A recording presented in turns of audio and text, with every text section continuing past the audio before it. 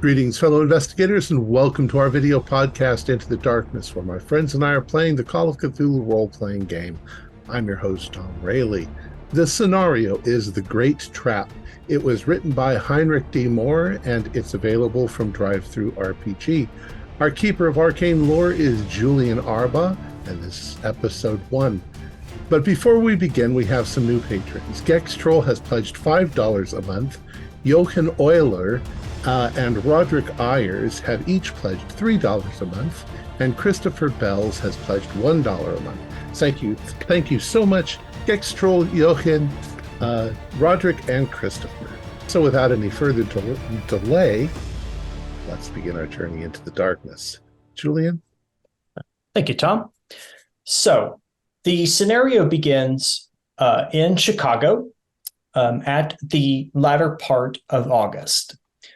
Each of you are paid a visit by a lady who introduces herself as Virginia Peasley, and she says that she is a personal attorney of a Professor Osterman who works at the University of Chicago.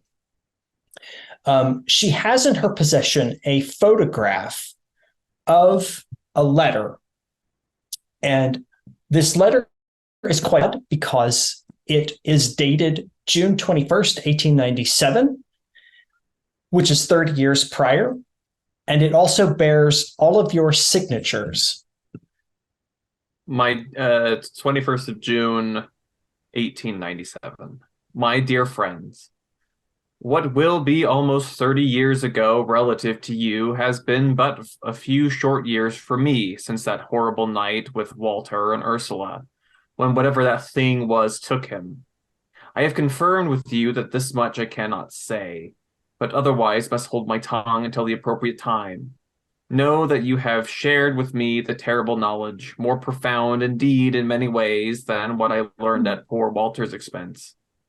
Please let me repay the favor so you can do what you must. Join me at my residence, June 10th, 1927, at 9 in the morning.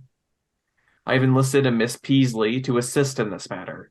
Though she is quite young, you have assured me that she will prove adequate to the task. Lastly, I here include both my signature and yours so you may know the genuineness of this letter. And yours throughout time, Admire Osterman. And that is my signature. Yes, and she shows you... I'm sorry, go ahead. I apologize. I was just going to ask what today's date was, if it was June 10th today or... It's August, late August. It takes her a few days to get through to you all. So by about the 3rd of June, she's gotten around to each of you to present you with this letter. She doesn't have a whole lot of information. She just has the letter and was given instructions to seek you all out and show you the letter and encourage you to come visit Dr. Osterman at his residence because he's quite confused about this letter. He doesn't really understand why he got it either. Which obviously got some kind of hoax.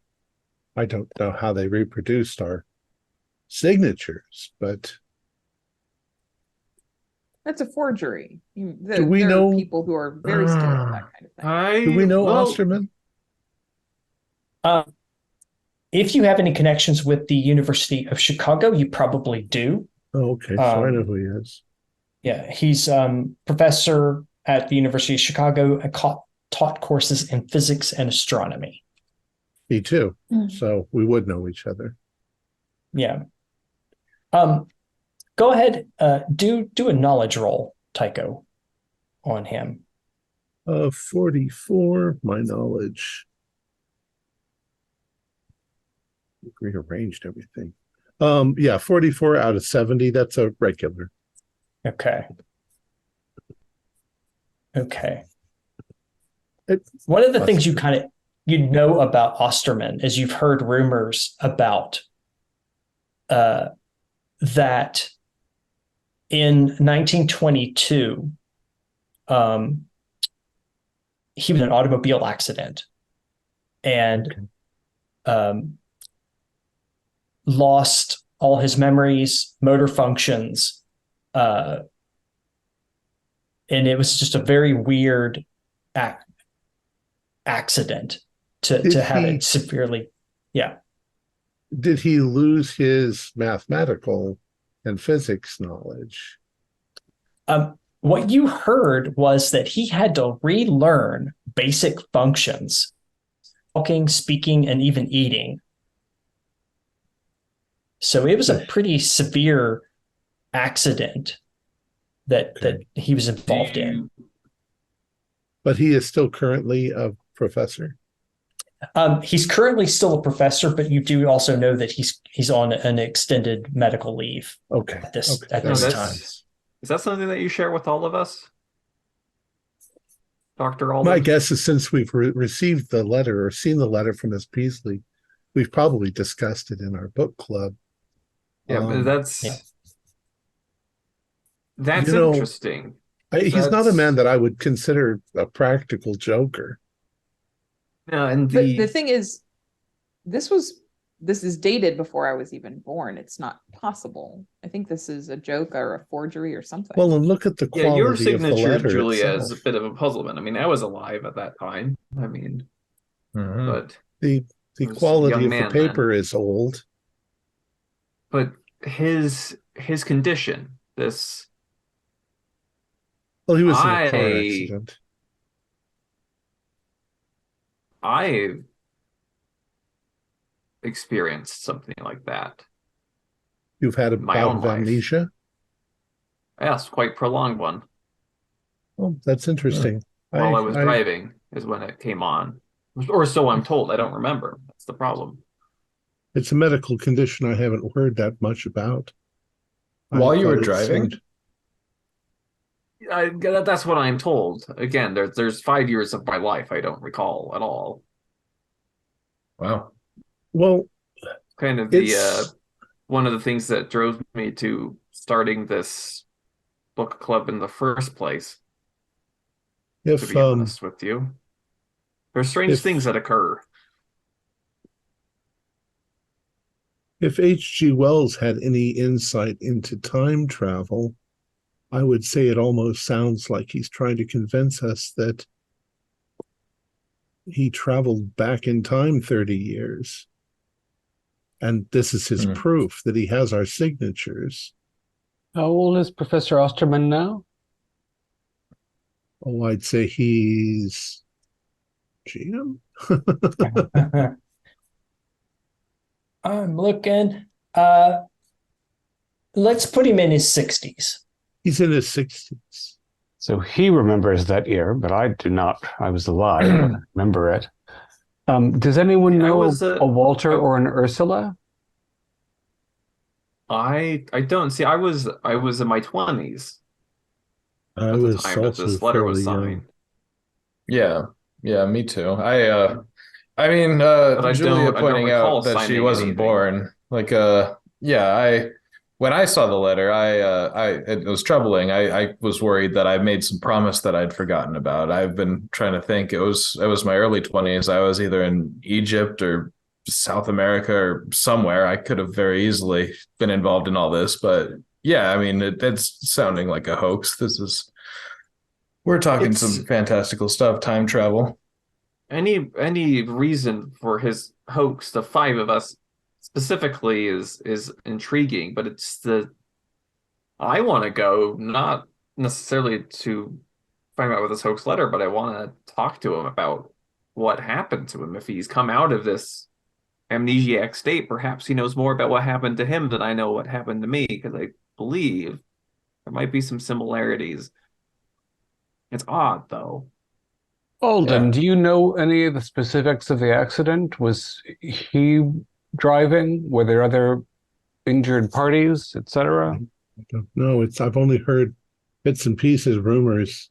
I mean, in as much as, I knew that he was injured or previously injured. I likewise was only 18 when the letter was supposedly written. And I'm sure that my signature would have changed over time. Well, yeah.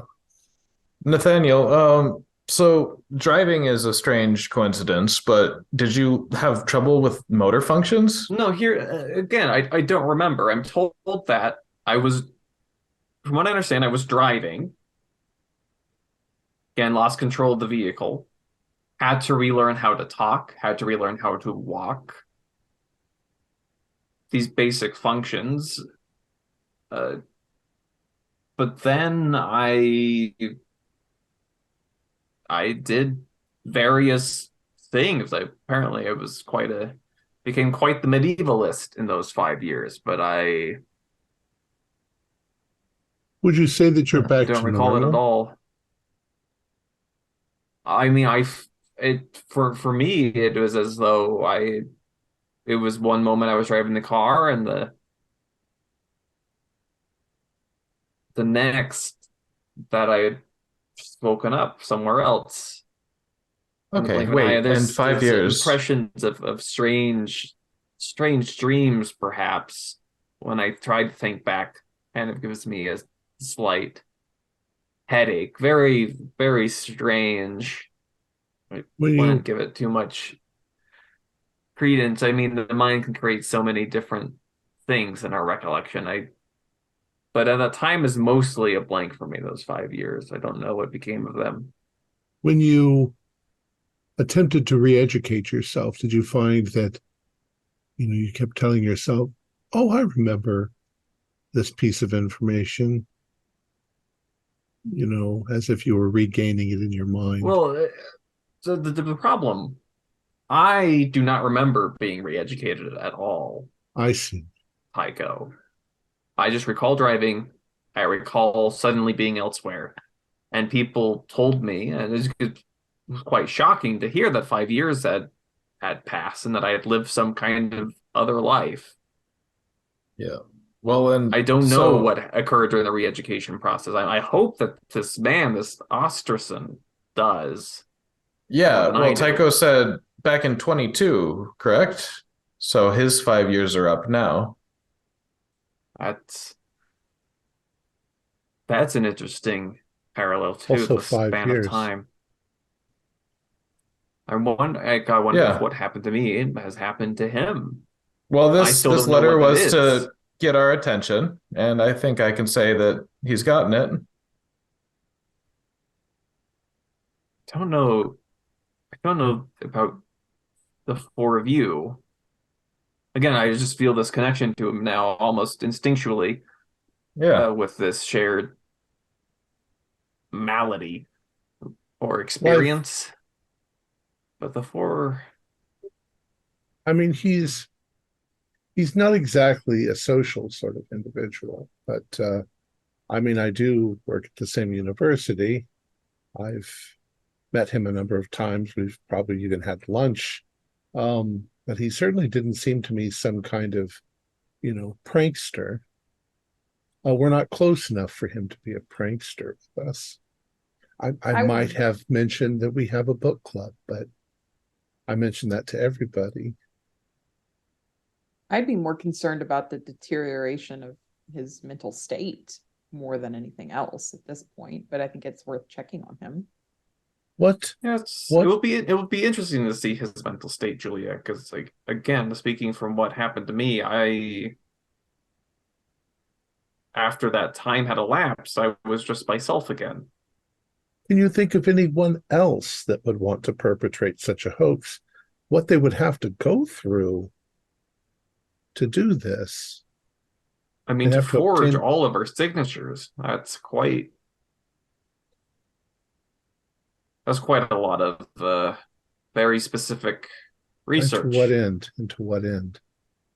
Exactly. Well, I guess we'll find out. What do you think about this, Flint? I am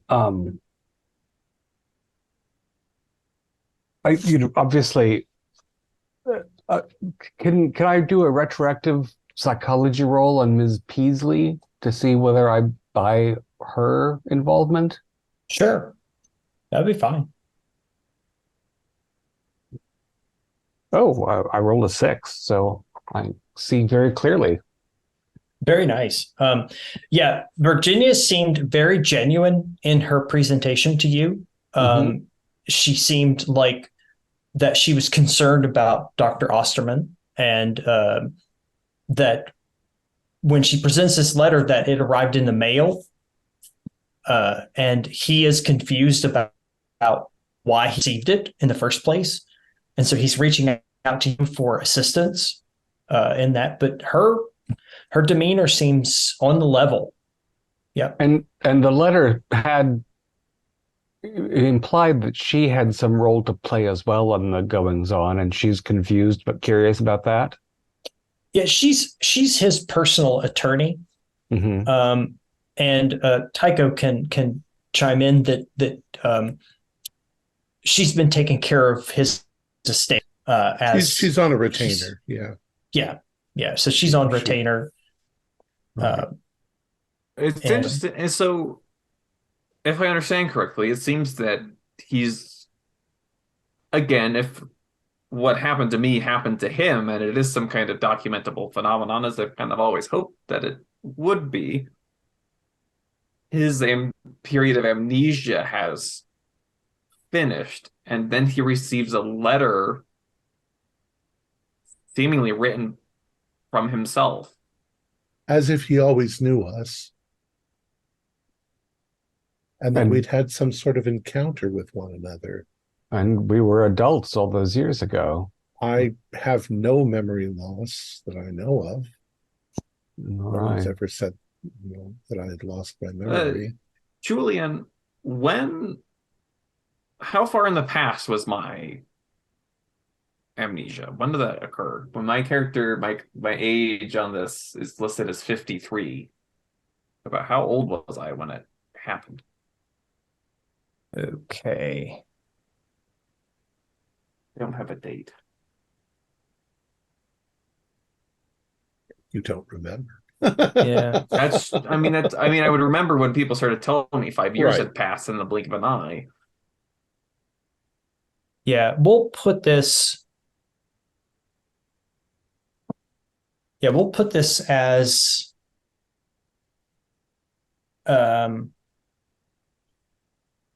wait a minute. Let me check this really quickly. Because I just want to be sure, because my character was old enough to be an adult when this letter was supposedly written.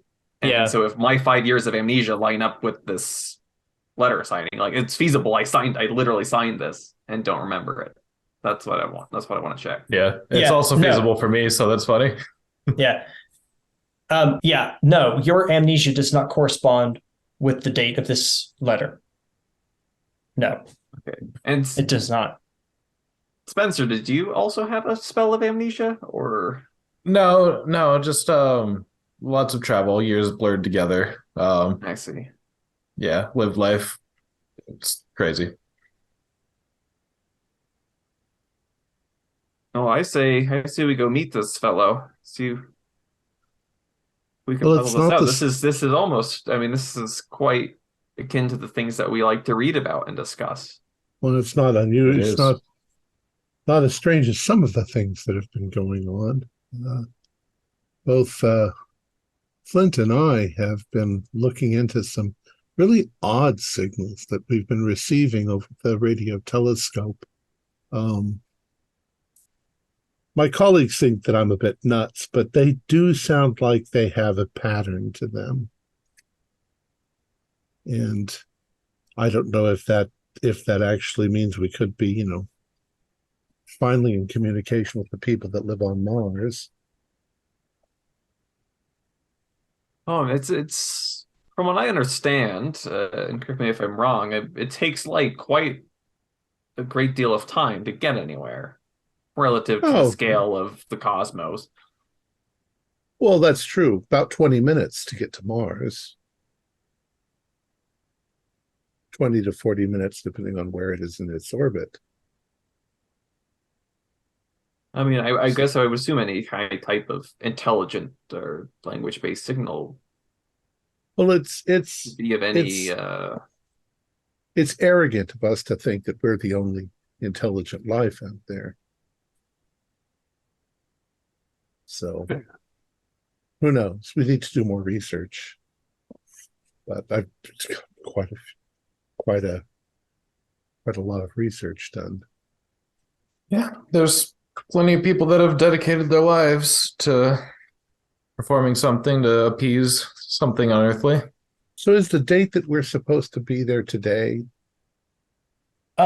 We can say that you all met up maybe about the 4th or 5th of June to kind of have a conversation about your interaction with Virginia Peasley. Okay. She came to us individually, right? So yes, yeah, she visited you individually and had her conversation and showed you this letter. Yes, and the letter is not a facsimile. It's a document. The inks are our signatures. Are they the same? Is it all black ink? And yeah, everything. If you kind of examine the letter, everything matches up with the handwriting. Seems consistent. And the only differences in the handwriting would be your individual signatures at the bottom. Is it clear from a handwriting analysis who drafted the letter? Like, our signatures are all different, but can we tell which individual supposedly wrote out the text? Yeah, you could. The handout's kind of stylized, but yeah, looking at this letter, you could say that Dr. Osterman probably wrote it. Wrote it out, and then supposedly we all signed this. Also, since we're dealing in the weird, you notice also that it's June 21st, which is the summer solstice. Mm. Not that really has any significance other than be interesting to find out how close Mars was on that day.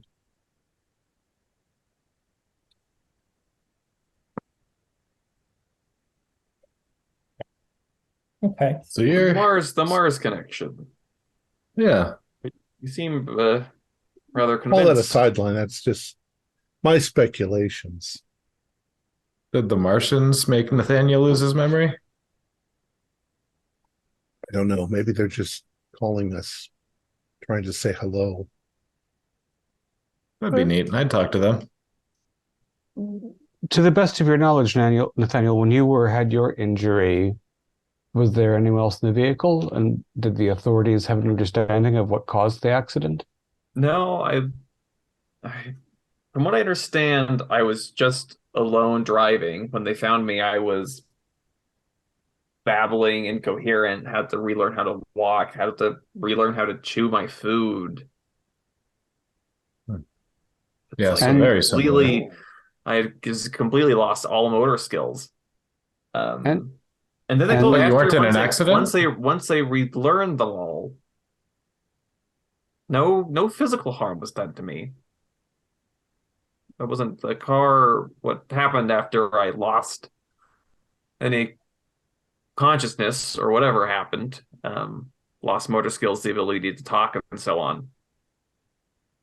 The car Sounds didn't like a stroke. crash into anything. Yeah. Sounds like you had a stroke. I was just found like that. But then it's this, once I recovered, it's like that wasn't myself. I'm told I read a lot of medieval texts. So in the period of your recovery, you became a medievalist. Do you remember what you learned during that period? No. It sounds like someone else lived in your body for 5 years. Like your mind escaped you. Well, you have some sort of mental that's an interesting way of putting it. Physical. There may be some there's a lot of talk these days about the subconscious and psychoanalysis. It could be perhaps some dormant part of the brain rose up and took control for a bit. Some other part of myself that's inaccessible to me now. It's resubmerged back to the subconscious, but I don't remember those medieval texts. I don't specialize in medievalism. That's not my that's not my focus. That's just it, is that it's like the medieval you can't exist at the same time as the regular you. Yeah, only one can be in the the ego, so to say, to put some kind of framing on it. Might also be a reoccurring thing that in 5 years you'll lose your memory of this and start all over again. That's been an anxiety for all these years, Tycho. I fear that it's a condition that could reemerge. Mm-hmm. Mr. Raslin, are you familiar with the case of Phineas Gage? I don't believe I am, no. He was a railroad worker.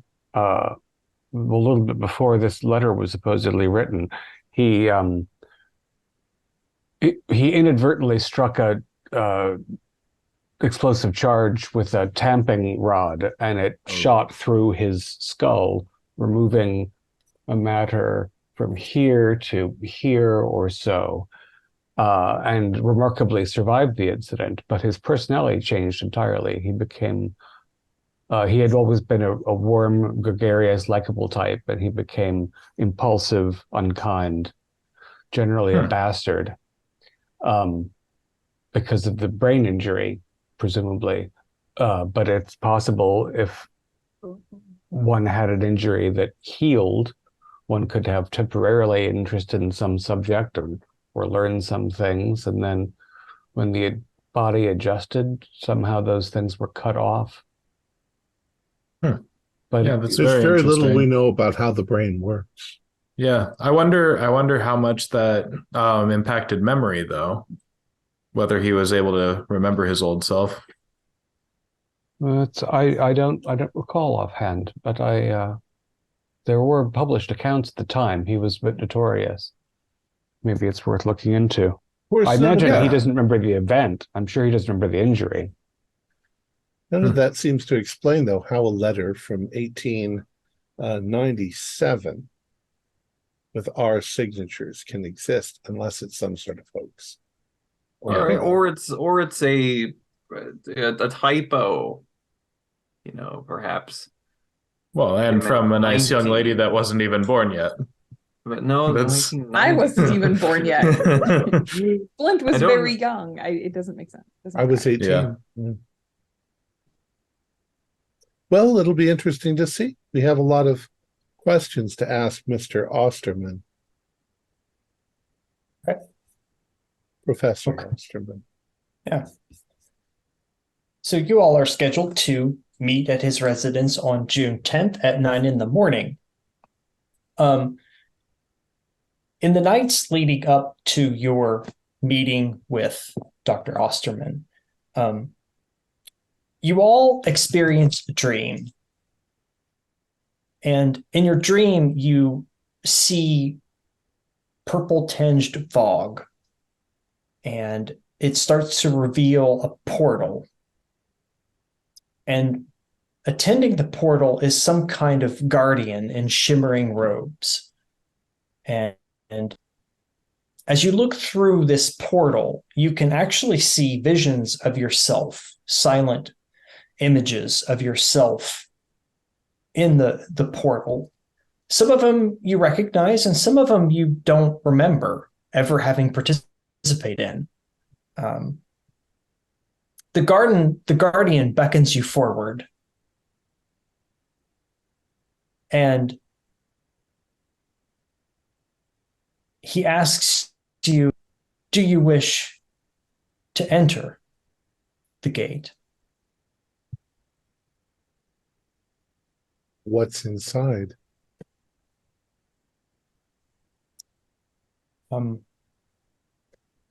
He says it offers you opportunity.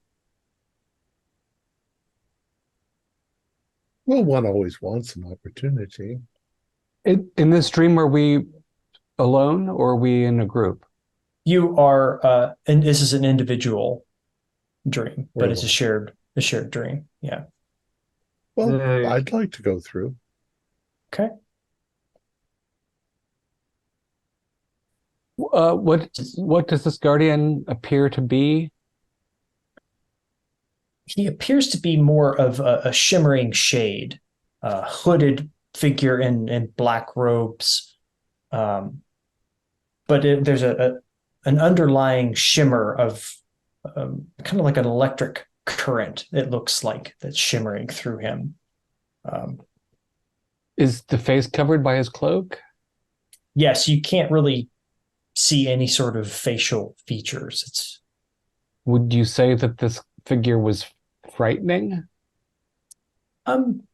He does appear to be frightening from his visual perspective, but he's not presenting himself to you in a frightening position. In my dream, I did not feel menaced necessarily. No. Right. Well, if he's not menacing, then I assume I want to go through the portal and discover what's there. Where am I? You are where you are supposed to be right now.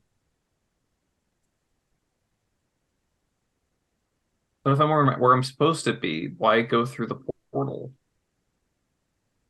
To take you to the next destination, to opportunity. And who are you? I am the guardian of this gate.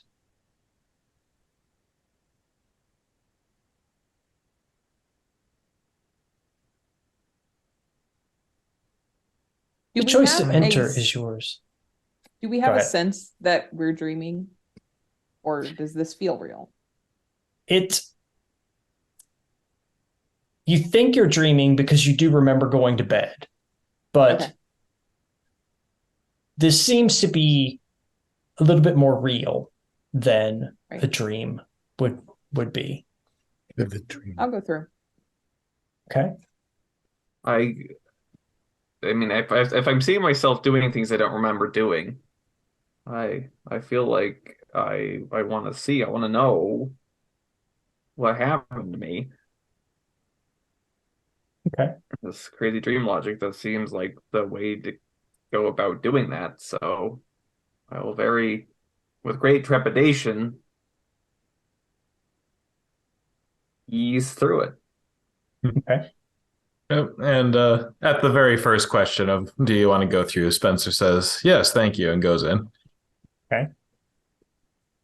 How did Flint decide to go through? I forget. You did. So we'll start with Dr. Tycho.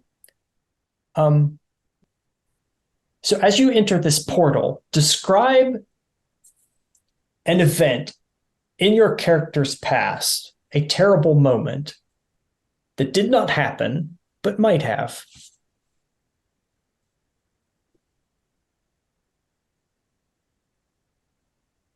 There was the time I was around maybe 22 when I very nearly burned down my parents' house while in a fit of anger, I had knocked over an oil can and lit it on fire because I was disgruntled with them. And the house caught fire and burned with them inside. It's not what happened, but that's what might have happened. And it would have been my fault. Okay. Professor Daystrom, what is your terrible event that did not happen, but might have? Oh, there was a moment when I was traveling, doing my doctoral thesis research, documenting tribal cultures in the Amazon river basin, where I was stepping back, so I was taking a photograph, and I almost went over the rail. And I don't know, I could have drowned. I could have been harmed by the fish that live in that river. There's all, who knows what would have happened to me if I went overboard. I almost did.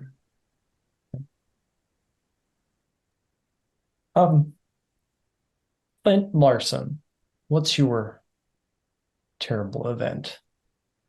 I guess what I have often thought of as a very close call was when I was 21, 22.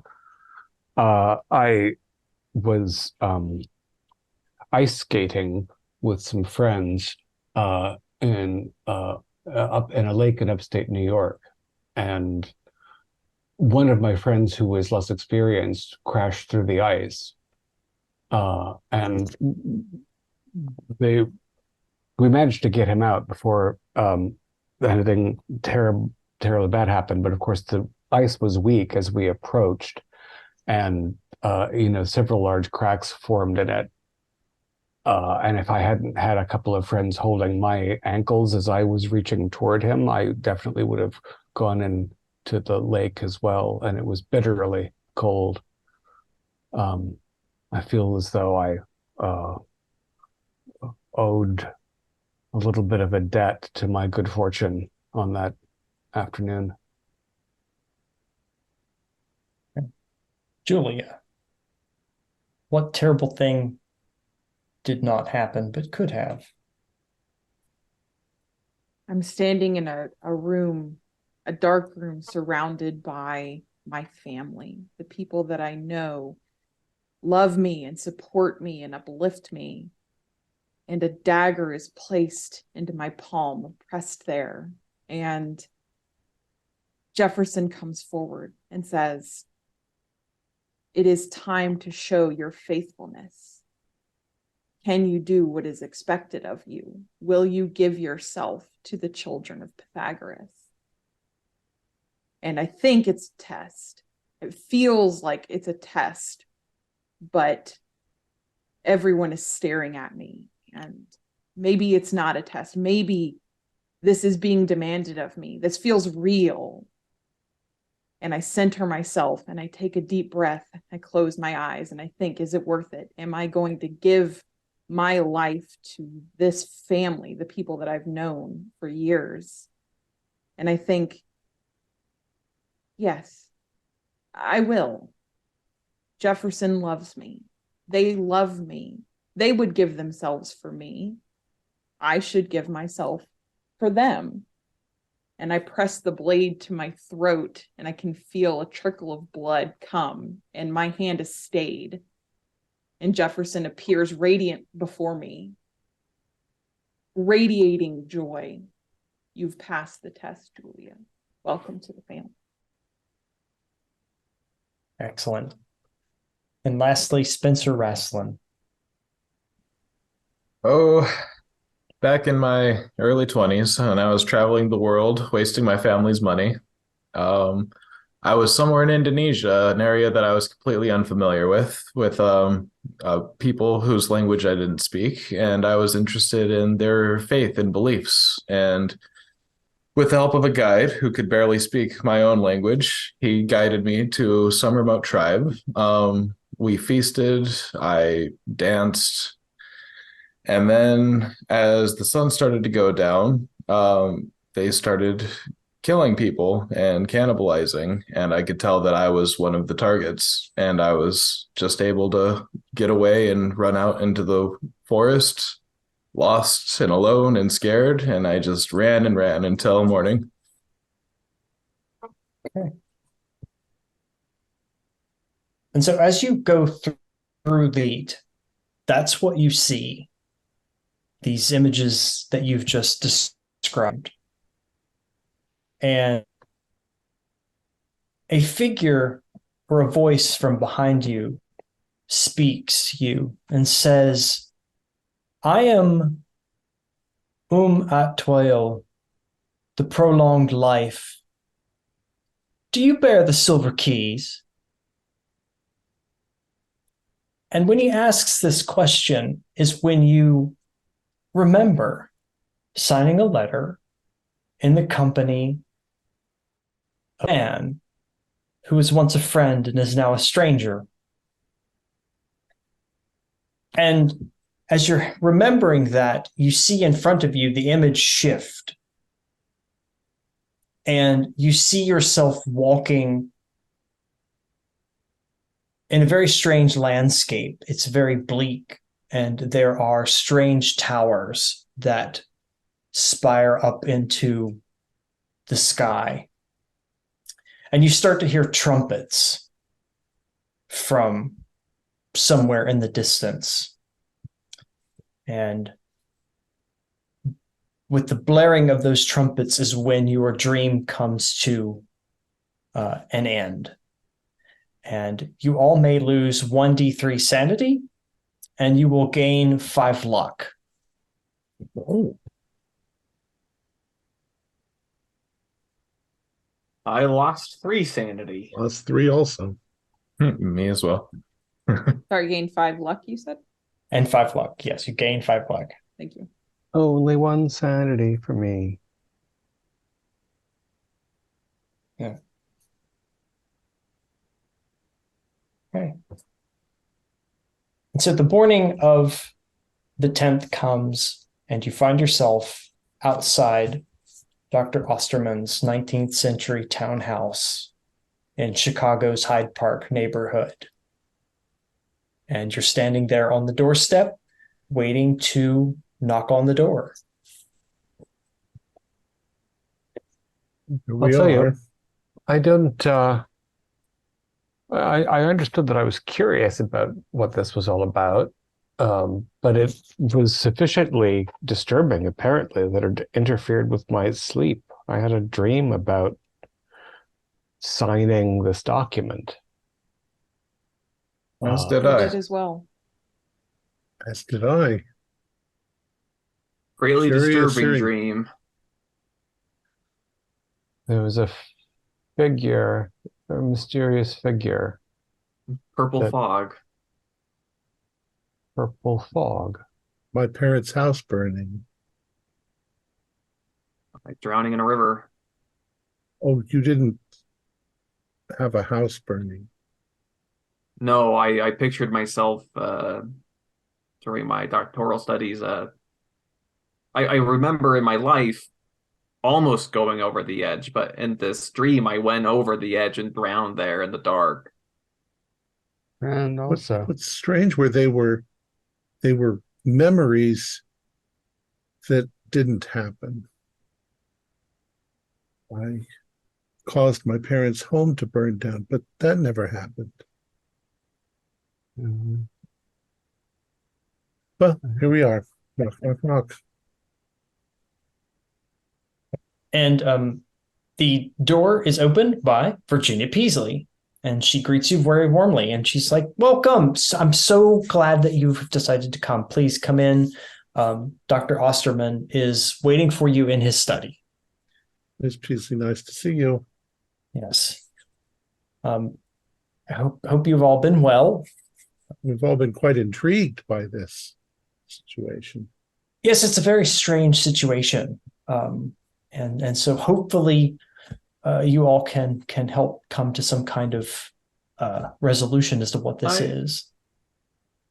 Before we go and meet him, Miss Peasley, I've been informed that Mr. Osterman, or Dr. Osterman, my apologies, had some sort of spell of amnesia recently. Yes. About it all happened about 5 years ago. He was driving.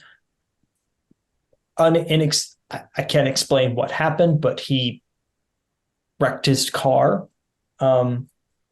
Physically, he was not hurt all that bad, and so the doctors were very puzzled about the extent of his injuries, the amnesia, the inability to walk, talk, eat. It was a very difficult time that first year, nursing him back to health and getting him reacclimated to the world. Well, that's quite kind of you. That's going well beyond what one would expect of an attorney in such a situation. Well, he's been a very generous patron to me personally. So it's been really good to work with him, and I've been very blessed to have him as my to have him as my boss.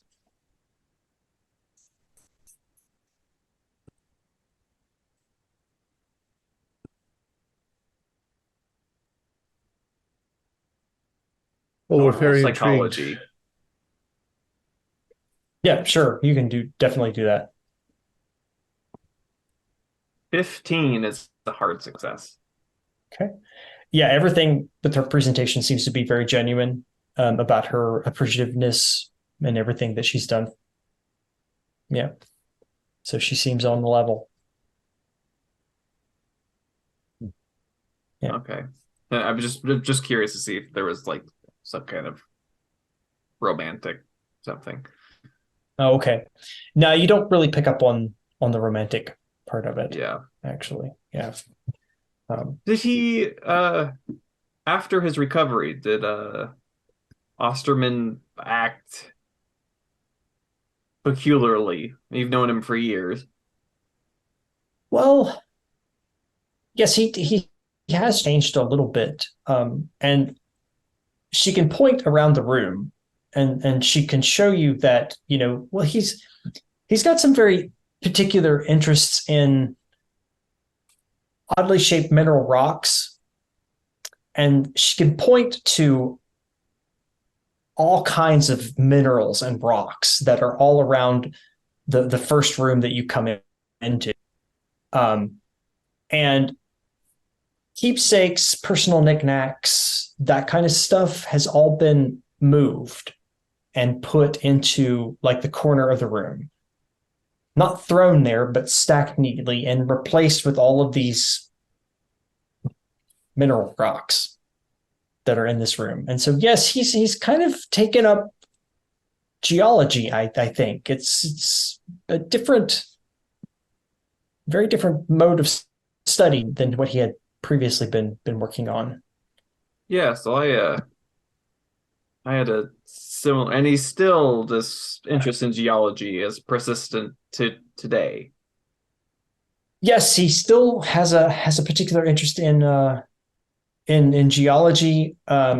He still is very interested in astronomy and physics, as you can see by these books here. And she points to many different books in a lot of different languages on physics and astronomy. But he's also taken with more older forms of study like astrology and alchemy. Medieval texts. Yes, very old books, and that's something that he's been collecting for the past 5 years, are books on astrology and alchemy. Very strange, but it's what he likes to do. So, always been a little peeved that the crackpots got the word astrology and not us. Since we are in fact astrologers, studiers of the stars, and they aren't. Yes, but you've studied them incorrectly. Or you see, you don't fully appreciate the fact that as a Sagittarius one acts in it. I'm just. You're a skeptic. Naturally so. Well, I don't want to delay anymore. Let's meet Professor Osterman. Yes. Sorry, is it okay if I smoke in here? Or is... Oh, sure, not a problem. That's not a problem. There are some ashtrays in the study, so that's not a problem. I don't know why it would be a problem, but yeah. So she takes you into the study area where he is, and he looks the part of the academic type, dressed in slacks, tweed jacket. And as you enter the room, he gets up to meet you, and you can see that he moves a bit stiff. as he gets out of the chair and moves towards you. He's also wearing an eye patch as well. But he greets you very warmly and thanks you very much for coming. I know that it was a very strange letter that you all have received. And so I am also a little bit perplexed as well. So I can give you sort of my theory on what I think has happened, actually, if you are interested in. Oh, please. Please. Absolutely. Yes. I have a theory based on some of my research that this letter may have come to us in this time period from a different time line than ours. That maybe perhaps there's another timeline where we have had more intimate contact and interactions. Even if that were the case, Ms. Chase, for example, isn't old enough to have signed this letter in the 1890s. Yes. It's kind of goes back to my research where it's about understanding the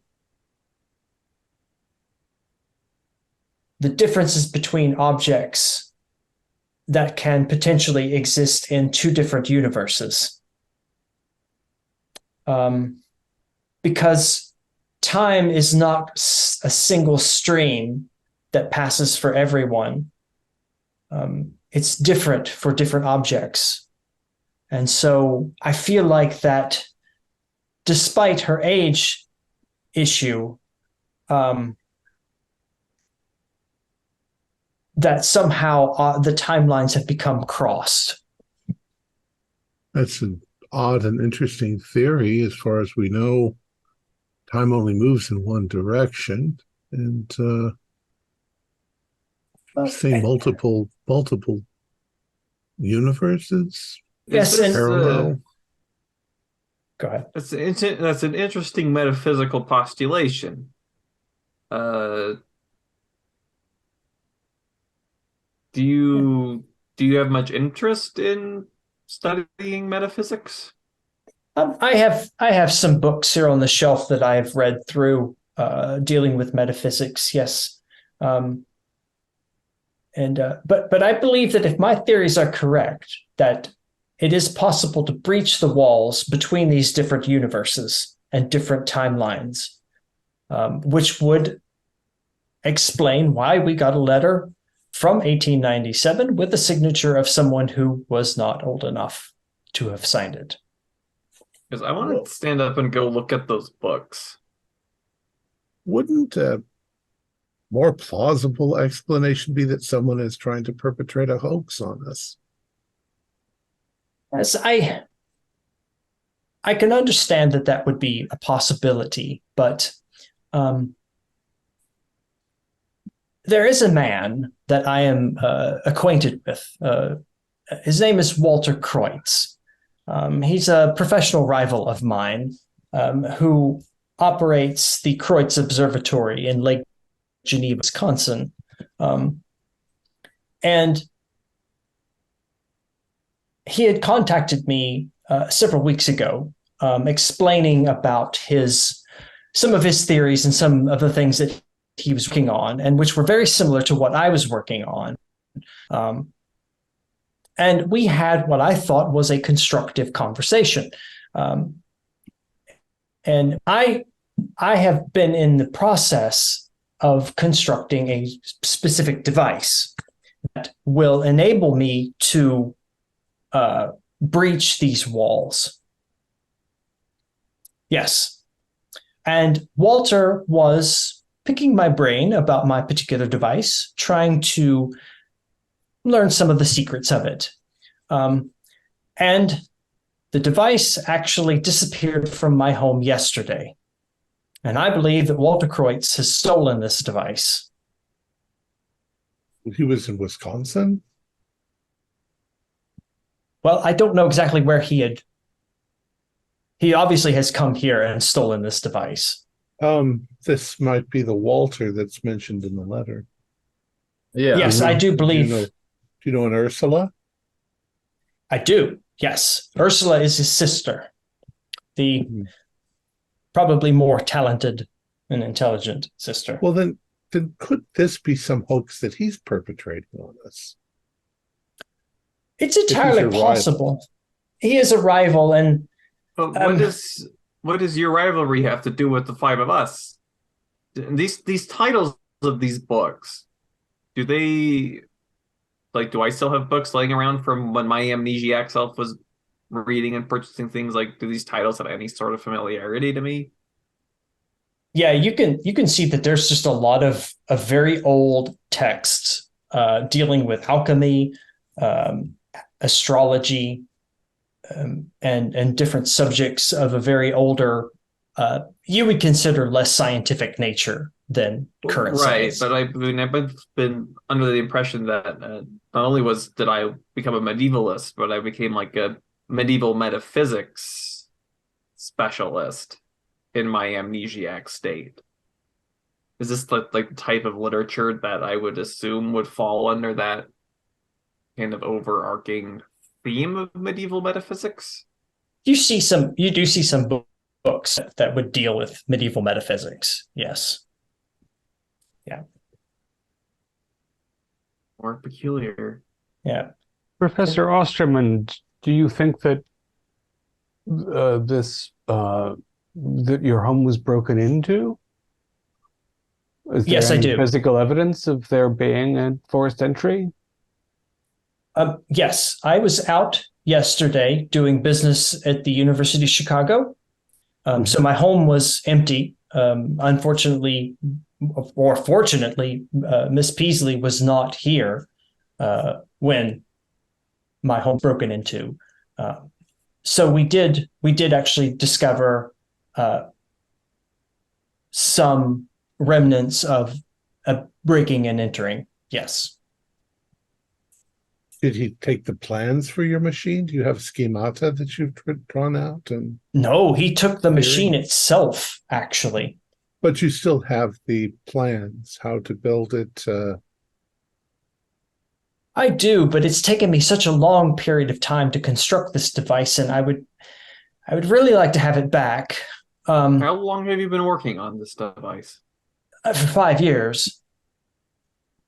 For 5 years? Since your injury? Yes, my injury from several years ago. No, you see, that's interesting to me, Dr. Osterman. I, too, underwent a period of my life of 5 years of amnesia. Oh, that's quite interesting. Have you recovered? Yes, quite fine. I've just something about your recent life seems to have been something that's happened to me. I was under the impression that you would be in the recovery stage by now. It's been an arduous 5 years, and I still suffer a little bit from my original injuries. Yes, but I feel like I'm doing much better. But yes, I'm certain that Walter is just up to something. There must be some particular reason that he's taken this object from me, and I given the circumstances and that I don't believe Walter and I are probably not on speaking terms, would you all be willing to be a neutral third party, visit Walter and see if he would be kind enough to return my device? What does your device look like? So the device, yes, I could describe it for you. It's sort of about 3 feet tall, weighs about 100 kilograms, and it's sort of a conical shape. Where were you keeping such a thing? Where was it stored? Oh, I have a research laboratory in the basement. Yes. The purpose of this device is to breach the metaphysical barrier into different time stream dimensions? That is kind of what I hope it to do. Initially, I'm hoping to just perform some measurements with it. But eventually, my eventual design is to attempt to breach the walls of different universes. Yes. By what means? How does it do this? Well, that requires a particular deep dive into it. But ultimately, the idea is that there are different streams of time, and each stream is a different universe. And so they're all moving at different rates of speed, but also different events are happening in different time streams. So, and these initial measurements you want to take, what exactly was it that you intended to measure? Well, I was attempting to measure the different speeds to see if I could pinpoint where I am in relation to another point in a different universe. Because if I could measure those 2 points, then potentially I could build a bridge between the 2 points. It's kind of like 2 moving cars, and they're moving at different speeds, and you want to jump from one car to the next car. It's attempting to measure the different speeds so that you don't accidentally fall off the back when you jump. And was the machine approaching some degree of functionality when it went missing? Yes, I was very much putting the final touches on my machine. Yes, I was. So you have more than purely theoretical evidence that there is a parallel time stream to ours? Yes, I certainly do. And I feel like that this letter that we've received actually confirms that parallel time stream, because it had to have come from somewhere. Well, right, of course. And this Walter fellow, he was he was consulting you because he was interested in constructing a similar device? I'm not entirely sure that Walter and I are on the same path. I got the impression that Walter is attempting to do something different. He was very cagey with me in what he was attempting to do. It seemed that he was more prying into my personal research business. And how did he learn enough about your progress to break into your home and steal your device?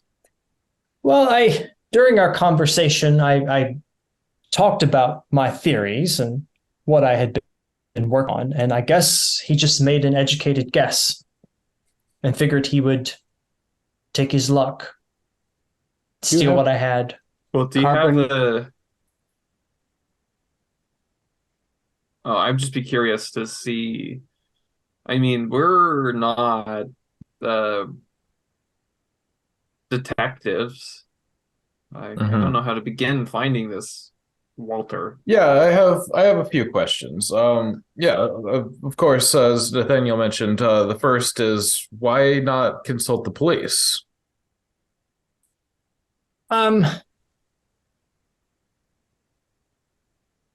I didn't really want to involve the police. I really wanted to keep this a very private, personal matter. Okay. But they're relative strangers to you. Well, Yes, this letter, well, when I initially received the letter, it was simply to just have a conversation with you all and try to understand. Yeah, so before it went missing. Got the letter. And then yesterday, this device went missing. And so I must conclude that there must be some relationship between what Walter is doing, my research, and this letter somehow. Yes. And you received the letter in the mail? It was in a box or slipped through your door? I received the letter just as I do every other letter that comes to the house. Okay. No return address? No return address. No. Okay. Was the postmark from 1897? Yes, it was. Have a postmark? Okay. Wow. I was being facetious. Well, and so your research, the device, all of it sounds frankly unbelievable to me. But you're accusing a man in another state of coming and robbing you. Why not believe that the device fell out of our existence if that's the type of purpose that it does? Well, I had not actually activated the device, so I don't think that would have been a possibility to just vanish. No. Okay. But you discussed it at length with him? Yes. Yes. Yes, I was discussing with Walter my theories and his theories, and unfortunately, looking back on it, I rather stupidly mentioned about my research and my the device that I was building, which in hindsight, I probably should not have done that. But I'm sorry, Mr. Rasslin, that is the benefit of hindsight. Yes. But I mean, it's blaming oneself for the actions of others. I don't know how productive that is. You didn't know what exactly his intentions were. I didn't mean to interrupt you, Mr. Rasslin. No, not much. I was just saying that if we're going to try and solve a burglary, then I would like to see the evidence you have of someone breaking into your house and going into the basement. They surely have checked other rooms before that. He wouldn't have known where your lab was, would he? Well, I probably not. I don't remember telling him exactly where it was. It's in the basement? But it is in the basement, yes. That's where your lab would always be, I suppose. Yes. Wouldn't have been that much. I think it does make sense, though, that the one rival that you do have would be after sabotaging or stealing your work. Yeah, it's a suitable suspect. Does Kreutz have an academic appointment? Does he teach somewhere? He does not teach somewhere. He is the owner and constructor of the Kreutz Observatory, which is in Lake Geneva, Wisconsin. You may remember the Chicago World's Fair, which was in 1893. Wow. Yeah, 1893. That he had constructed a giant telescope. He and his sister. Yes, I'm familiar. Yes, and it was known as the Great Revealer of the Solar System. And so that was constructed in 1893, and then shortly thereafter, about 1897, I think the observatory was open to the public. Yeah. The year of the letter. Yes. Yes. Have you met either Walter or Ursula personally in this timeline? Yes, I have. I have met both Ursula and Walter. Yes. What kind of a woman is Ursula? Could she have been the one to come here and steal it? Oh no. Ursula has passed away. Ah. Actually. Yeah. She passed away in 1897. Oh dear. That's the year of the letter. Yeah. Sorry, it's been a while since I've read the letter. Wasn't it that it's I mean, I thought that it was in your hand, Dr. Osterman, and it seemed like you were sympathetic towards Walter. Didn't you say something tragic happened to him? Yes. Yes. Yes, something tragic did happen to Walter, actually. In this timeline or from the letter? Well, no, in this timeline, actually.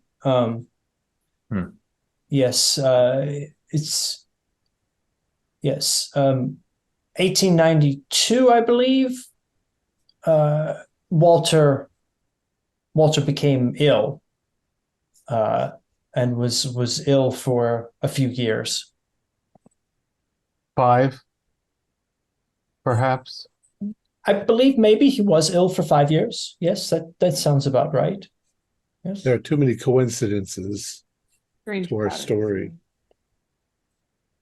you know the nature of his illness? Not really. I was not working with them at that time. No. Well, Julia, wouldn't you guess that it would be memory loss and strange changes in personality? Dr. Alden, I would guess that. There is a mystery here worthy of our investigation. Yes, do you, Dr. Osterman, do you have tea or coffee or anything? Yes, we can certainly get you something to drink. Miss Peasley, if you wouldn't mind getting us a nice pot of tea, please. And she agrees and heads off to get that for you. Would you mind showing me some of your research papers? Yes, I suppose I could do that. Is there anything in particular? Yes, I certainly understand. It's I'd like to see some of the theories and math behind your propositions. Here's your theories. Yes, so I can certainly see what I have and give you a look over what might be going. I'll just head down to the lab and I'll be right back with that information. Do you mind if we accompany you? I'd like to see your laboratory. Actually, if it's not to be too particular, but unfortunately, if it's okay, I would like you not to come with me. All right. Well, if that's the evidence of the break-in, I would like to see, unless you've already cleaned it or something. Yes, we have kind of cleaned up a little bit. Unfortunately, Walter did not make a very big mess, actually. It seems like he went for what he was going for and ran away. Was the place unlocked? Yeah. No, I normally lock the front door, the exterior doors. And you don't keep any sort of staff here in general? You maintain the house yourself? Yes, it's just myself and Miss Peasley. Yes. Miss Peasley, resident. Interesting. Yes.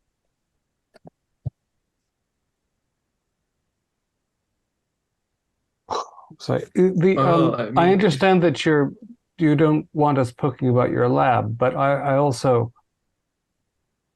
you said the device was 3 feet in height? Yes. What roughly? And quite heavy. Well, I was wondering, is it lead or gold? 200 pounds and 3 feet.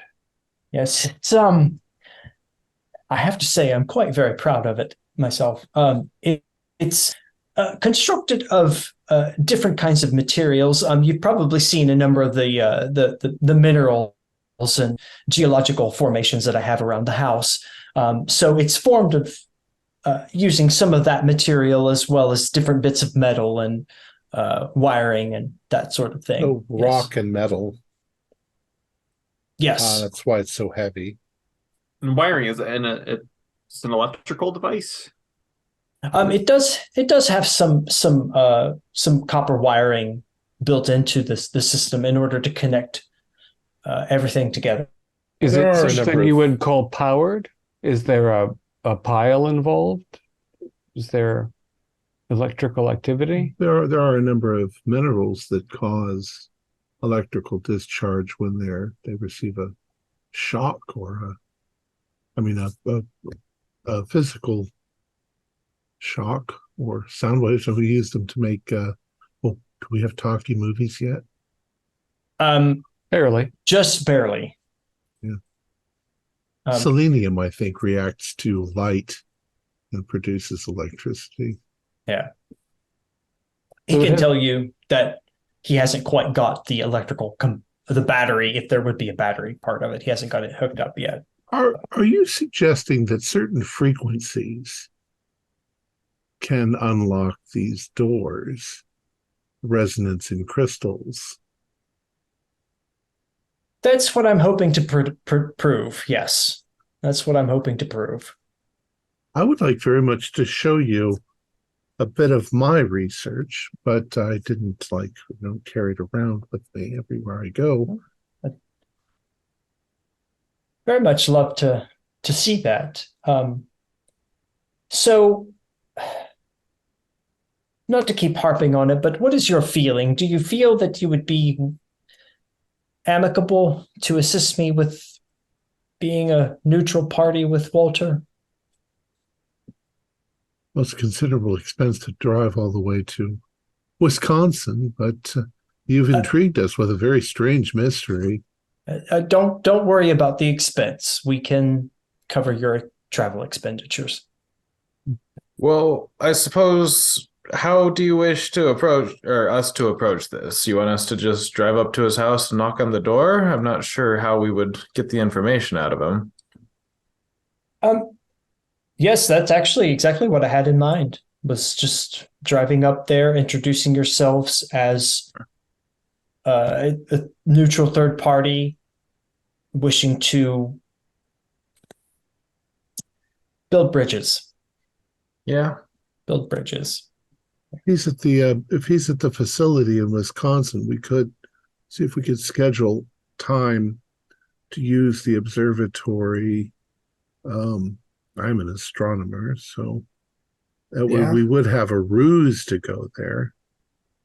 Yeah, I suppose, because some manipulation is definitely going to be required. I'm not too sure about just asking to see his lab. You've invited us over, and you don't want us to see your lab.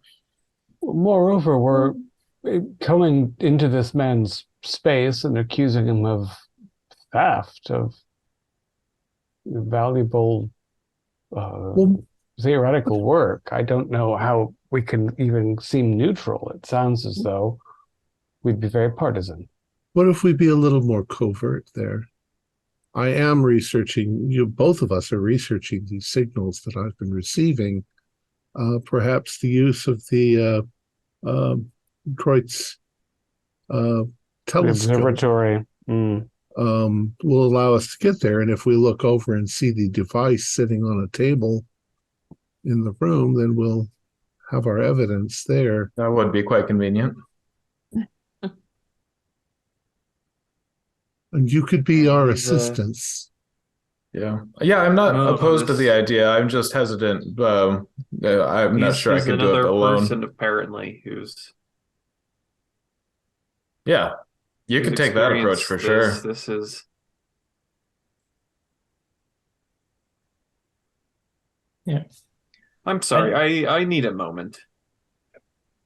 I'm going to go outside. Miss Beasley will come in with a tray, teapot, sugar cream, the whole bit. Thank you. I'll make a cup of tea with cream and sugar, but I'm gonna go outside onto that front.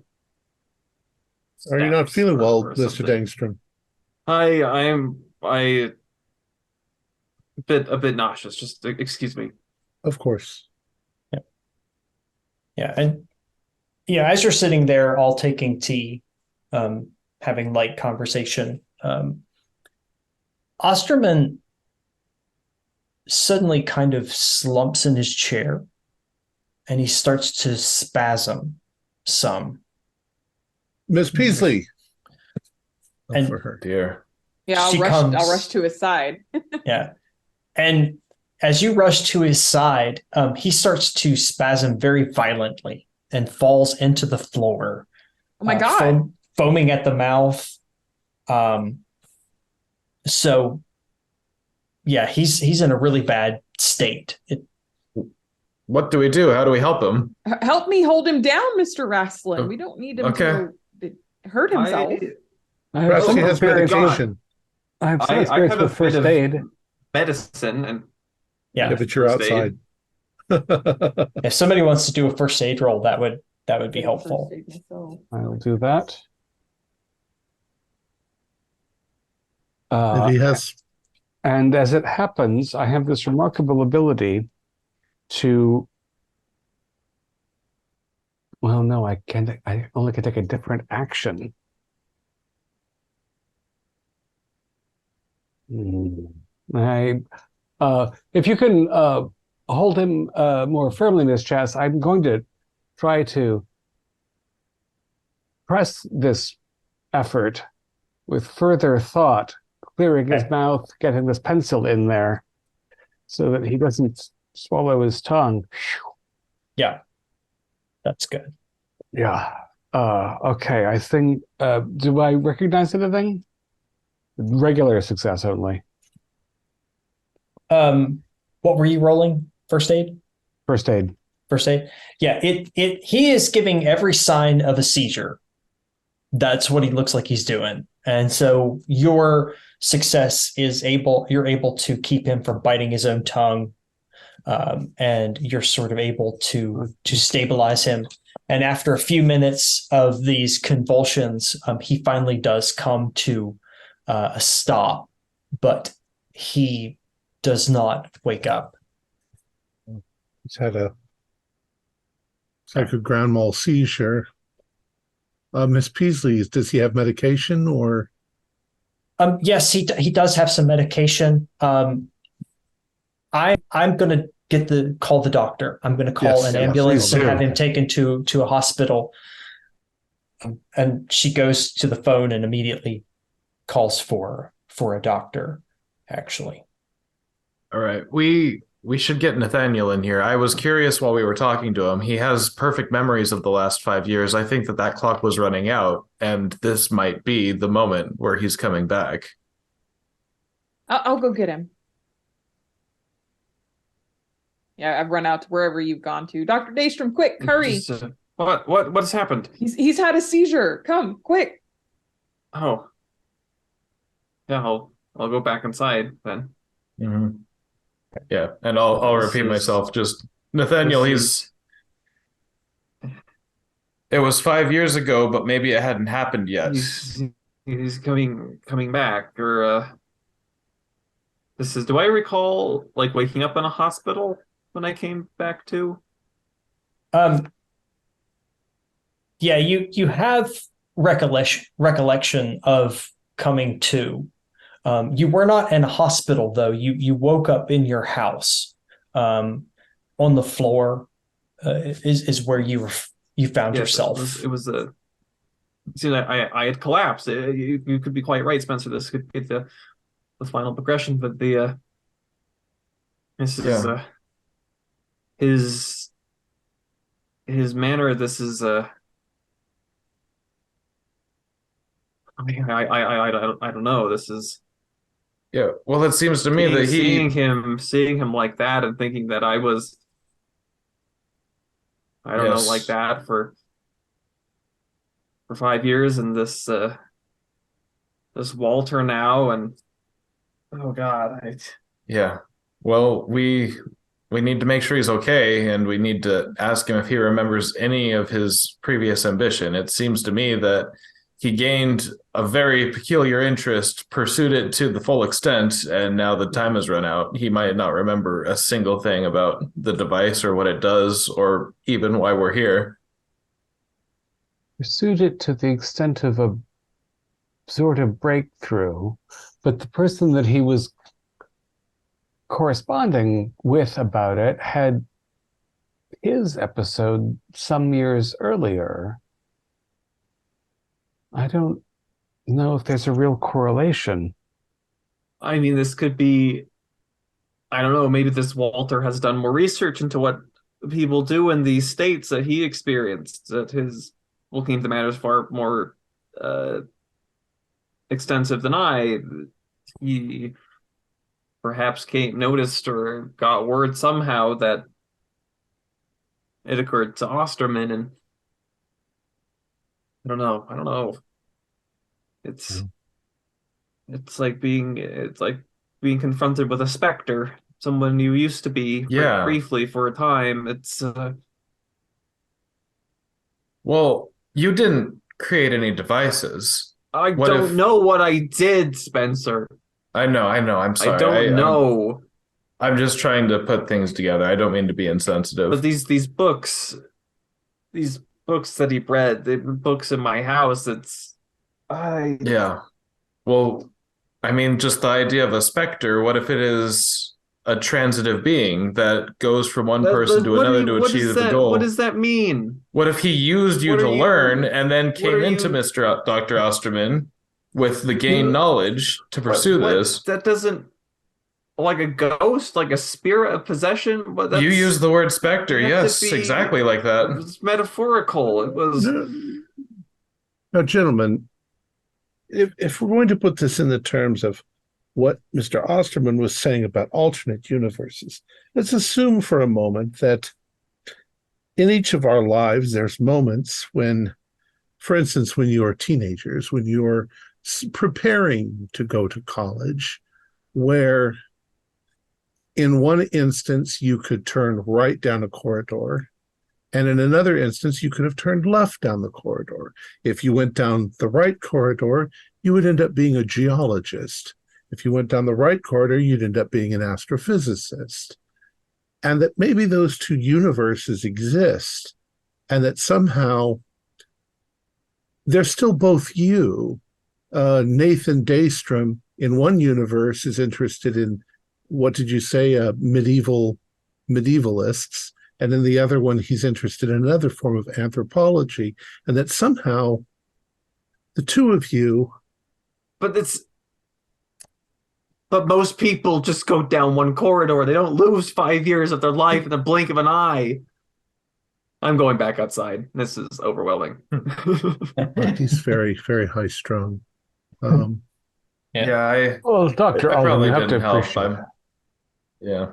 Well, he kept saying something about crystals, and sometimes crystals can cause both electricity and certain resonances, and we've been picking up radio waves. The crystal system. A very odd radio wave. I'm just wondering if the functioning of such a machine would actually cause an effect that we could pick up in our own laboratories, mistaking it for being something from outer space when in fact it's from Wisconsin, or it's from... It would certainly make more sense that it would be intelligible language, that it was from the United States. Right. But since Osterman's machine wasn't even powered yet, assuming that his paranoid delusions are accurate and his correspondent traveled halfway across the continent to steal it from him, then he figured out how to electrify it as well and use it to generate a broadcast frequency. Maybe it's been going on in one of the timelines for a lot longer. These incidents seem to have been occurring over the past 30 years. Very point you made, however, about human contingency. The fact that every time you make a decision, the universe bifurcates either literally or imaginatively into two universes. For example, Miss Chase's grandparents to have procreated 5 years earlier, so that her parents married 10 years earlier, so that she was alive to sign a document 20 years earlier than she could have. Those are not probable contingencies, no matter what happens. That doesn't seem like a shift in line of or a linear chain of events in the universe. It sounds like a fantasy world, something out of Lewis Carroll. Unfortunately, we just don't know what time is. Einstein says it's the fourth dimension. He's a very clever fellow.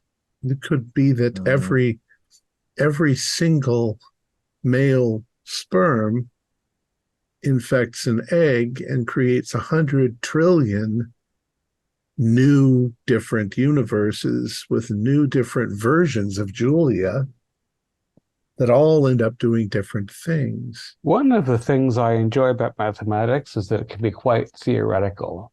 However, the theories are usually based in something more than playful thought experiments. And honestly, the idea that you would refer to the generation of a new human phenotype as an infection of a egg strikes me as somewhat inhuman. A sperm doesn't infect an egg. It conjoins with it in a union. Well, perhaps my terminology is a bit off, but the idea is the same. Trillions of possibilities. And each one of those would be supplying a different substance to the other. Can we stop talking about sperm for a little bit? Perhaps I'm not smart enough to understand this, but you think that his device could have activated from a resonance from another timeline. But if we're opening that door and saying that there's alternate timelines, then doesn't that mean there's infinite alternate timelines? Doesn't that mean everything is happening at the same time? And that should, if they can affect us, then it all should, right? That's certainly is possible. All things may happen. All possibilities may happen somewhere. That is not remotely elegant. No. It would also mean that there could be an infinite number of Earths with an infinite number of everything. Yeah, and then that would mean chaos. That would just mean things popping in and out at random if things could cross or bridge. Like I say, we don't know what time actually is. Well, I think we know it's a fourth dimension. But we don't know why it only flows in one direction. Maybe it doesn't. Maybe it flows backwards as well, and we just can't perceive it.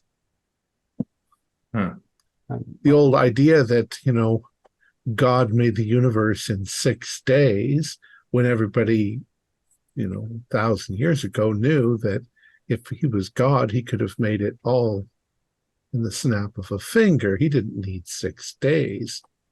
But time is perceived the way that we perceive it, which is moment by moment. Maybe it all happens at the same time. The Talmudic God seems to me a bit of a jazz performer. He was improvising one bit and then following it with another. If he'd thought it all out ahead of time on some sort of slate, he wouldn't seem very creative. Well, do we think we actually have to go out of state and confront a total stranger because of this odd letter and a madman who may not recover his... Yeah, I don't know. I would like to know if he's gonna live. When Virginia comes back, I think I'm gonna ask for a different drink that's a little bit stronger. Well, remember, gentlemen, we are part of a club that's interested in investigating the strange and bizarre. And if Mr. Osterman's willing to pay... I find it intriguing, and it is summer vacation. But the man who promised to cover our train fare just collapsed into a frothing mass on the floor, so he might not know who we are in 5 minutes. Or 2 days when he awakens. As you're having this conversation, the ambulance arrives. They collect Dr. Osterman and load him into the ambulance, and they take him away. And Virginia will ask, if you all still would like to go to Wisconsin, we're happy. I'm happy to authorize the funds for your trip. Would you like to join us, Miss Peasley? I could certainly drive you up there. You are referenced in the document, so it pertains to you as well. Yes, Chicago to Wisconsin's only a 2-hour drive. Yeah, it's 90 miles. Yeah. I suppose we ought to. In our super speedy 35-mile-an-hour cars. Yeah. I understand there's some new tarmacadam being employed. That might hasten things. Okay. So what would you all like to do at this stage? I'm sure the professor gets off into an ambulance. Yeah. Well, let's find out. Yeah. What's the day of the week? We'll say this Friday. Okay. The 10th is a Friday. I mean, a weekend visit isn't inappropriate. I wouldn't mind going to see if I can learn anything about this Walter Kreutz and his sister before we confront him. Yep. Can be done. It's probably early enough on Friday, in fact, since we had a morning meeting, to just see what the library has. Should I then make an appointment and tell him that you would like to use the telescope as our ruse? That's the way things are typically done, Dr. Alden, then yes, I think you should.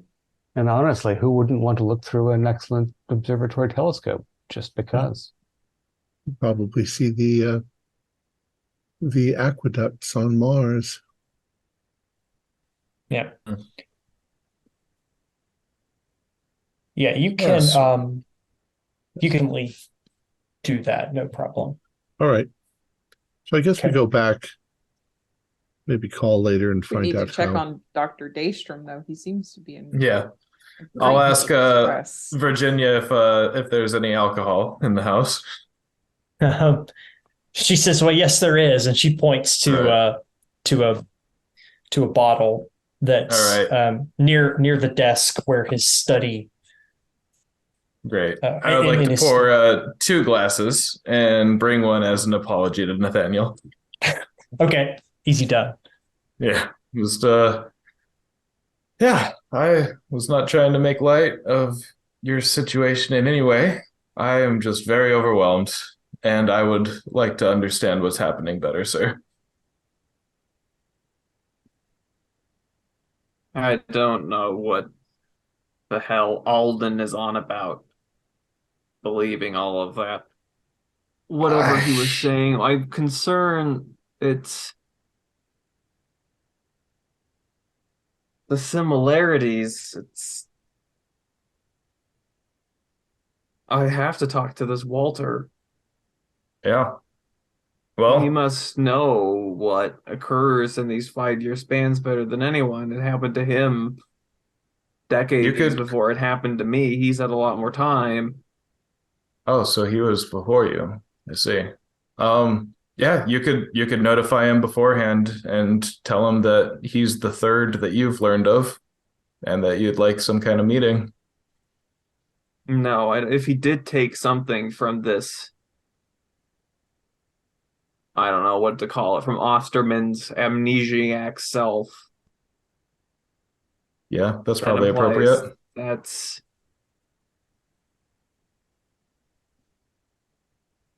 interesting.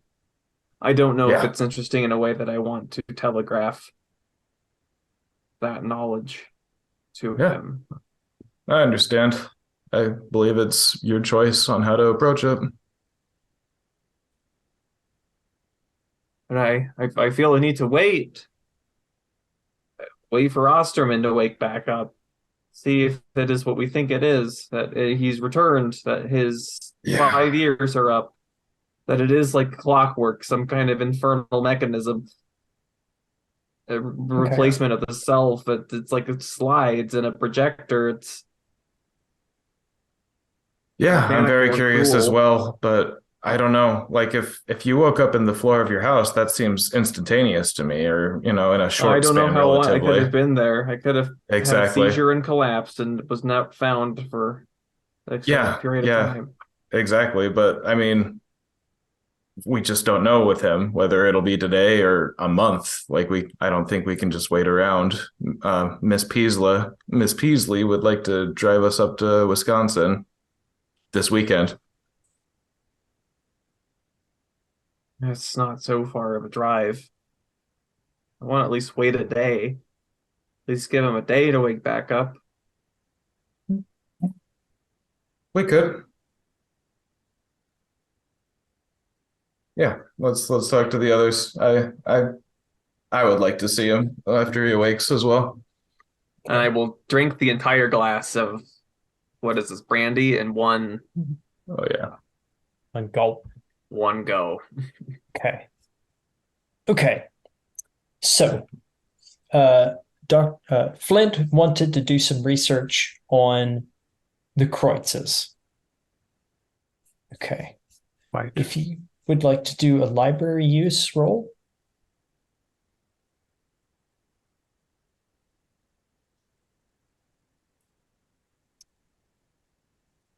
Yipes. 87. That's not worth spending that kind of catastrophic luck. I'm looking only at better homes and gardens for some reason. Yeah. Does somebody else want to give it a go? I would like to, yeah. Okay. So I got a regular success, not very good. I'm sorry, what are we doing? We're researching the Kreutzes. Oh, okay. Since they were involved with the World Fair and have a public. I'd like to know how she died. Yes. What did you roll, Spencer? A regular? Yeah, I rolled a 52. Okay.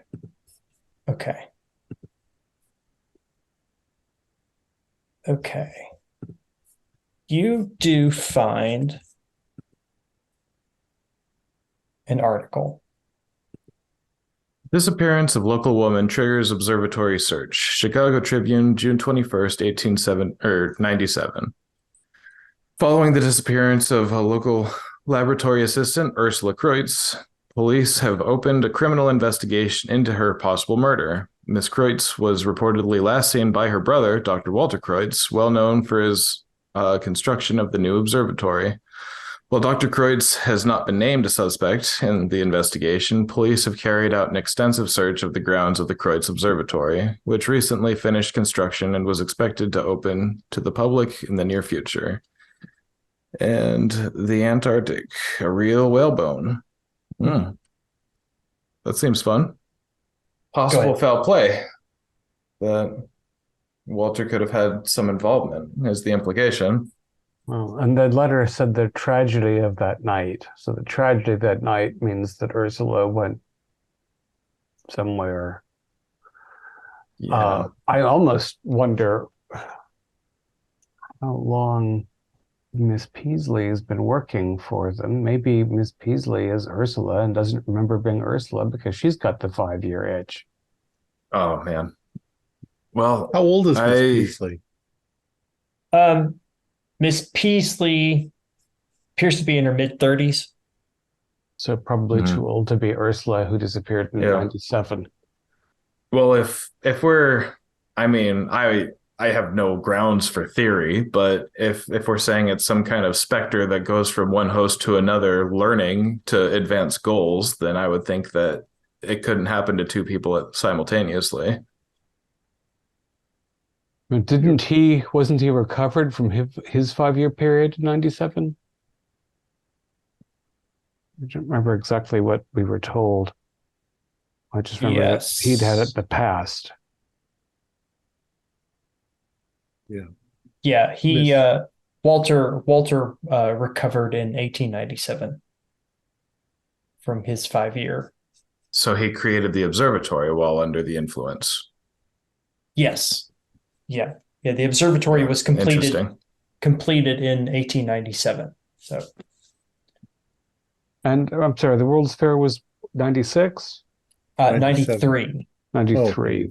Yeah. They built They built a telescope in 93, and then they built the observatory a few years later. Right. The siblings were still working together competently in 93. He recovered in 97, and she vanished in 97, as was noted on the solstice, no less, when we apparently were there and signed a document that can't exist. Troubling.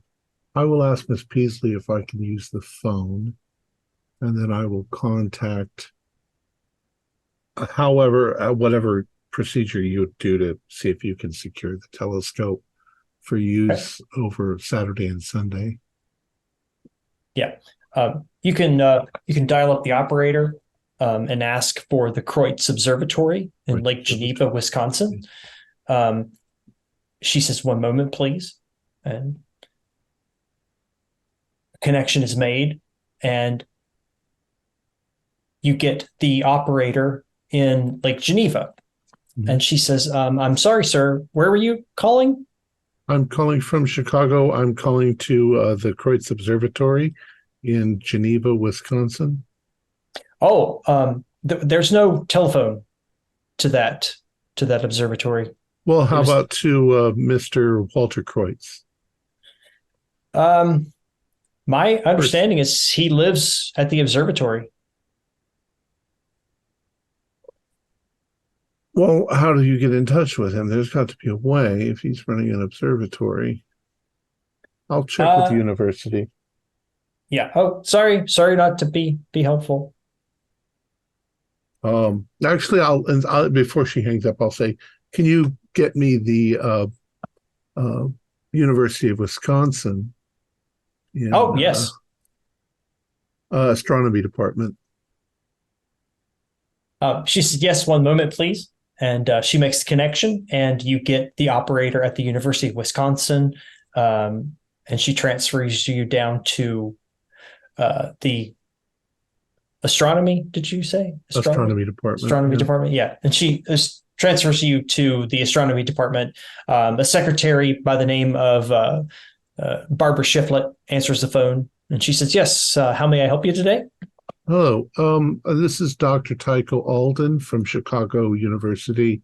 I'm trying to secure some time on the Kreutz telescope, but I can't seem to get a hold of Mr. Kreutz or the Kreutz Observatory. Do you have any information on that?" I do have some information on the Kreutz Observatory. The Kreutz Observatory is not open to the public right now. So unfortunately, my understanding is they are not receiving any scientists to their facility. Rats. Yeah. Thank you. That I believe happened 1922. I think that's when They it shut stopped down. receiving? Yeah, 1922. Yeah. All right. Thank you very much. Oh, you're very welcome. Have a nice day. Well, we have a problem, folks. Kreutz Observatory has been shut down since 1922. They don't have a phone. They don't receive. So now it is a matter of us going there and sneaking around. You can still use that as a backup excuse. "Oh, I'm sorry, Dr. Walter. We've intruded on your time, but we really could use using your telescope for our research." Yeah, we'll let you the worst knock you can on the say door. is just go away. Yeah. Yeah. Well, perhaps we shouldn't all arrive at the same time then. I don't know. But is he teaching classes? Does he have any sort of social life? Has he just been Apparently a recluse? Not. How did Dr. Osterman contact him? He said it was a phone call, didn't he? He did say it was a phone call, but Osterman did not say where Walter called him from. Right. Yeah. He didn't say it was recent either. So we might want to just wait a day or two for Osterman to wake up, and perhaps he'll have more information on how to contact. Perhaps. The weekend is so convenient, though. It is. I'm willing to go. Let's drive up there tomorrow, and just we're investigator team, snoop around. I can at least tell him that I'm from the Chicago University, and I was hoping, I was in the neighborhood and hoping, and these are my friends who I'm traveling with. You'd even tell him you from the University of Chicago, which exists. Right. And I can even say that the University of Wisconsin recommended that I just drop by. It's a lie, but I mean, the worst he can say is get off my property. In which case we shoot him and then we hide the body and get what we want. This all seems just that close to a bunch of nonsense. But I think more than just that close. Well, I don't think we have anything else to do. It might be fun. I'm very upset that it's bothered Dr. Daystrom so much. But yeah. Well, there's this I mean, had I lost 5 years of my life to some sort of uncategorizable neurological disorder, and then to learn that several other people seem to have had a similar event, I understand it. Osterman had his episode before he managed to bring me any of the schemata for his machine, right? Indeed, he did not go to the cellar and return. And we did not take advantage of his collapse to break into his laboratory. He seemed very adamant that he didn't want us in there, so I have to respect the man's wishes. I hope that he's all right. The man of 5 years or the man after the 5 years? Something that Spencer said intrigued me. But, Spencer, you're talking about like souls switching. I'm not sure that I believe in the soul. Personality is traveling. Yeah, personality for sure, because it's not just losing that chunk of your life, it's becoming someone else and then becoming yourself again at the end. I just had an intriguing thought.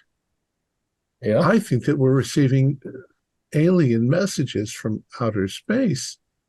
What if they're trying to learn about us and they're doing it? They're borrowing us for 5 years to learn all about our culture and then switching back when they've got enough information.